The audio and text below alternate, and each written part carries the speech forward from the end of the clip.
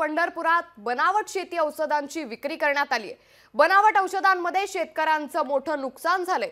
जनहित शेतकरी संघटनेने आता याबाबत तक्रार देखील दाखल केली आहे। कारवाई न केल्यास तीव्र आंदोलनाचा इशाराही यावेळी देण्यात आलाय। कृषी विभागाने बनावट औषधांची निर्मिती करून त्याची विक्री केल्याप्रकरणी गुन्हा दाखल करून कारवाई करावी, अन्यथा राज्य सरकारच्या विरोधात तीव्र आंदोलन केलं जाईल, असा इशारा जनहित शेतकरी संघटनेचे प्रदेशाध्यक्ष प्रभाकर देशमुख यांनी दिलाय।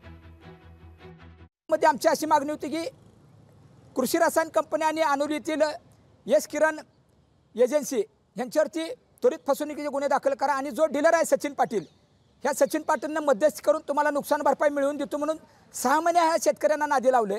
तो भामटा सचिन पाटील ह्याला जबाबदार आहे। त्याच्यावरती पण त्वरित फसवणुकीचा गुन्हा दाखल करावा आणि या कंपनीकडून नुकसान भरपाई वसूल करावी। या मागणीची दखल माननीय कृषी संचालक विकास पाटील यांनी घेऊन तातडीने लेखी आदेश करून जिल्हा सोलापूर कृषी अधीक्षकाला सांगितले की तातडीने या कृषी रसायन कंपनी आणि अनोलीतील एस किरण एजन्सी कंपनीवरती फसवणुकीचे गुन्हे दाखल। लोकशाही मराठी ऐका, पहा, जागरूक रहा।